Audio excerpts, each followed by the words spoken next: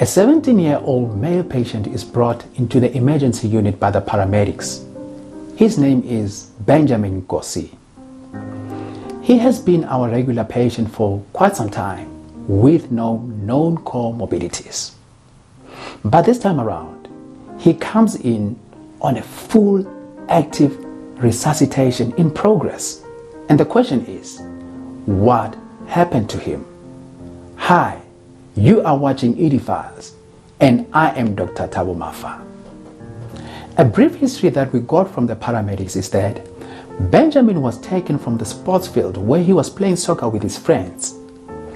But accidentally, he got tackled on the left side of his chest with a knee. And for a moment he stood up. He took a few steps, but thereafter he fell to the ground and collapsed. And now, what is Commotio Cordis? This is a sudden cardiac arrest that happens after there was a blunt trauma to the left side of the chest, and that is over the heart. This is an extremely rare condition, but whenever it happens, the outcomes can be so devastating. It causes an arrhythmia, and that is an abnormal heart rhythm. That results in the quivering of the ventricles. And the ventricles are the lower chambers of your heart.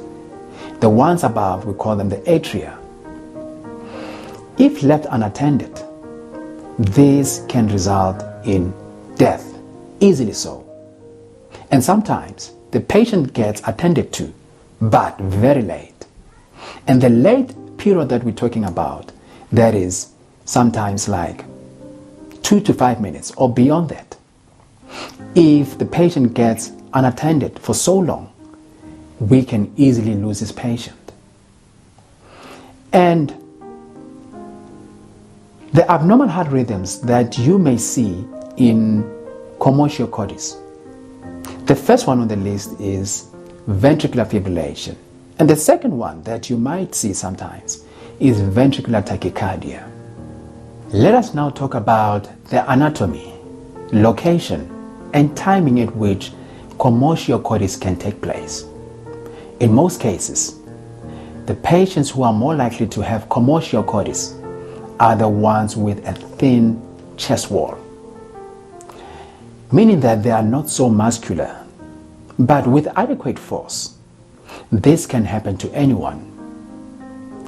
Usually it's on the left side of the chest, towards the apex of the heart. That is the bottom part of your heart on your left side, or the ending part of your heart on your left. And during repolarization process, this can easily happen. And now, what is repolarization? The cycle of the heart in such a way that for blood to come into the heart and also to be distributed from the heart chambers, there has to be a contraction and also relaxation of the heart muscles. So imagine if the lower chambers of your heart, which we call the ventricles, go into a depolarization process, and there is contraction. And at the moment where they're supposed to go into repolarization, there is relaxation. At that point, if they get struck onto the chest by a knee or a heavy ball on the chest or any object that is round in shape, or any object for that matter, that would disturb the relaxation process or repolarization process of the heart. And that could easily cause any abnormal rhythm of the heart. And most likely that rhythm would be a ventricular fibrillation that we talked about. Now let us look at it in this way. How do we know that most likely this is Commotio Cordis? In the case of Benjamin, I would say that he had no chronic medical conditions that could, easily result in cardiac problems. He had no prodromal symptoms. And prodromal symptoms are non-specific symptoms such as, feeling tired, unexplained dizziness and such. Those are what you call prodromal symptoms, and he had none of those. There is no history of use of recreational drugs or medications over the counter, or taking any substance that is not known.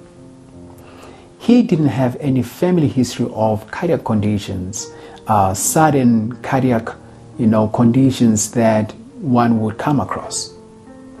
And in his case also, the mechanism of injury was witnessed by people who were with him in the field. He was literally a fit young teenager who was active. Let us now talk about management of a patient with Commotio Cordis, and that is investigations and treatment. Number one rule, you need to defibrillate this patient as soon as possible. If you've got a manual defibrillator, you can use it, but preferably, an AED comes in handy. The reason why I'm saying that is, an AED would guide you when to shock the patient and when not to do it, so you do not have to interpret the heart rhythms yourself. It will guide you. Secondly, you need to do bloods. You have to do full blood count. You have to do your kidney function test, your inflammatory marker, which is a CRP. Also do toxic screen, because you wouldn't know if this patient has taken something prior to this event happening. You have to do troponin T and the cardiac enzymes. Do a D-dimer just to see if they do not have clots in the lungs. Do an arterial blood gas if possible. If you don't get it, a venous blood gas would be sufficient. Look at your glucose also, because you don't want to have a patient lying there thinking that they are unconscious because of a different condition, only to find that they've got hypoglycemia. If a patient recovers from a non-perfusing rhythm and they go into a normal sinus rhythm, now you can plan on doing chest x-rays. You can even plan on doing CT scans of the brain or the chest and also of the abdomen, depending on what is it that you are suspecting. Also, the monitors. Monitors such as an ECG tracing is very, very crucial in this point, because as you are resuscitating this patient, there might be a sudden change in the heart rhythm and it might correct to a normal perfusing rhythm. Then you need to spot that in time so that you know exactly where you are.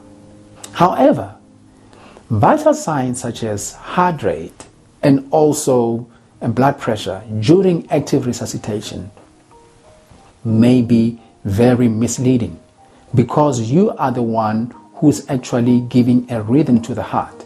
So those readings may not really be a true reflection of what's happening to the patient. However, that in a way is assisting a patient, because you are doing your best to give them a heart rhythm and also a blood pressure that is within safe margins. And also remember that you need to give this patient intravenous fluids, but you have to do it carefully, because you don't want to starve them or you don't want to overload them with fluids. And there may be other drugs that you might have to use in this case, and one of them is amiodarone, and the second one is adrenaline. The aim of this is not to really go to the ACLS kind of teaching or share of information, but just to extend or just to expand the knowledge a little bit more. As you do your resuscitation in this patient, remember, number one thing is you need to defibrillate as soon as possible. Shock the patient, just like you see it in the movies, but the right way. Shock the patient. And also, you need to do chest compressions. Give the patient breaths so that there is oxygenation. Also, if there's a need to, You need to give them adrenaline. And furthermore, if you need to give another drug, give them a amiodarone to help the heart to correct the rhythm. Let us talk about problem solving. How do we come up with solutions or ways of preventing this condition? And if it happens, what do we do? We have to have AEDs, automated external defibrillators, in public places. They have to be accessible. We have to have them in sports events also, and in contact sports like karate and all other contact sports. It would be very beneficial if we have protective chest gears just to shield the chest, so that should there be a knock to the chest, you are less likely to have Commotio Cordis. And we also need to teach our communities, our neighbors, how to perform CPR and also how to use AEDs. Now the outcome. What happened to Benjamin? Unfortunately, due to the delay in resuscitating Benjamin, and also due to the delay in defibrillating him, Benjamin lost his life. Benjamin was only fetched from the sports field by the paramedics 20 minutes later after he had collapsed. And that is due to unforeseen circumstances. The navigation process was difficult. Where they were, there was no good network for them to be able to track exactly where their location is.